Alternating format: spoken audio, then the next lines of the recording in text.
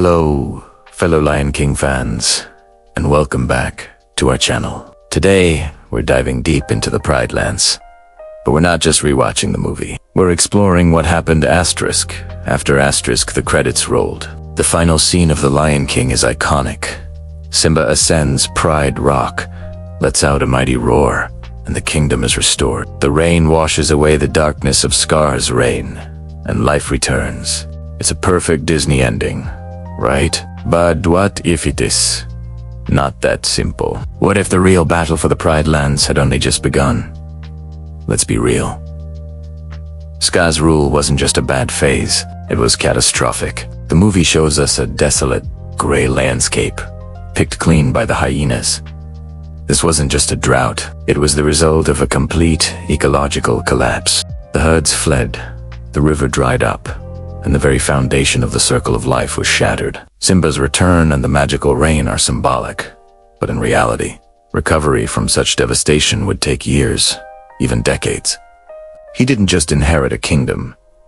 He inherited a wasteland. The first and most critical challenge for the new king wasn't fighting a villain, but fighting famine and restoring the land itself.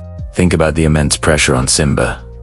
He grew up in a jungle paradise, with a no-worries philosophy. Suddenly, he's king of a broken land, responsible for every hungry lion and thirsty zebra. He has to manage dwindling resources, persuade the exiled herds to return, and oversee the slow, painful process of ecological rebirth. This isn't a task for a warrior. It's a task for a diplomat, an ecologist, and a brilliant strategist. It's a side of leadership the movie doesn't show us, but it's arguably Simba's greatest test.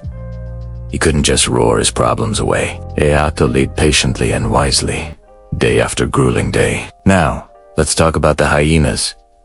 They weren't just Scar's minions. They were a massive, starving army. After they turn on Scar, do they just magically disappear? Off course not. They're still in the Pride Lands, leaderless, desperate, and still a significant threat. Simba couldn't just banish them all. That's the kind of tyranny his father stood against, but he couldn't let them stay and continue to destabilize the fragile ecosystem. This presents a huge political and ethical dilemma. Did he try to negotiate? Did he have to fight skirmishes on the borders for years? The Lion Guard series actually touches on this, showing that the hyena problem didn't just vanish. Janja and his clan were a constant thorn in the side of the royal family, a direct legacy of Scar's broken promises and failed leadership. This brings us to the most dangerous part of Scar's legacy: his ideology. Scar didn't just seize power, he fostered a deep-seated resentment within the lionesses.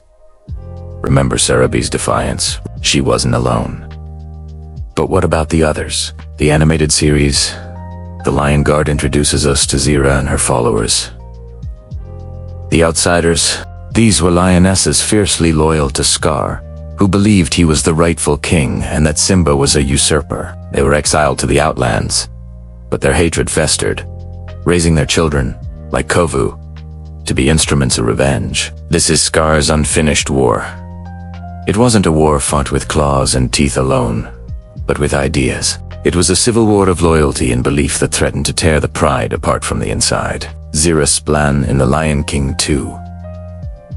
Simba's pride is the ultimate culmination of Scar's influence. She manipulates Kovu, Scar's chosen heir, to infiltrate Simba's family and assassinate him. This isn't just a random power grab. It's a carefully plotted act of political vengeance, decades in the making. It shows that, even in death, Scar's shadow loomed large over the Pride Lands. His true legacy wasn't the barren landscape, but the poison of division and hatred he planted in the hearts of his followers. Simba wasn't just fighting Zira's army, he was fighting his uncle's ghost. And what about Simba himself? The trauma of his past couldn't have just vanished. He saw his father die, was manipulated into believing it was his fault, and spent his formative years in exile. Returning as king, he's not the carefree cub he once was, nor is he the confident ruler Mufasa was. He's a survivor, plagued by self-doubt and fear. This is most evident in his relationship with his own daughter, Kiara. He is fiercely overprotective, constantly seeing the shadow of Scar and the threat of the past in every corner. His fear of history repeating itself almost blinds him to the present. He struggles to trust Kovu, an outsider, just as his own pride once struggled to accept him. Simba's personal battle with his own PTSD is a central conflict. He has to learn to rule not from a place of fear, but from a place of wisdom and trust, just as his father did. Ultimately, the resolution to Scar's unfinished war doesn't come from Simba's strength, but from Kiara's wisdom. Her famous line, "We are one," is the true antidote to Scar's philosophy of division. She understands what Simba, in his fear, and Zira, in her hatred, could not.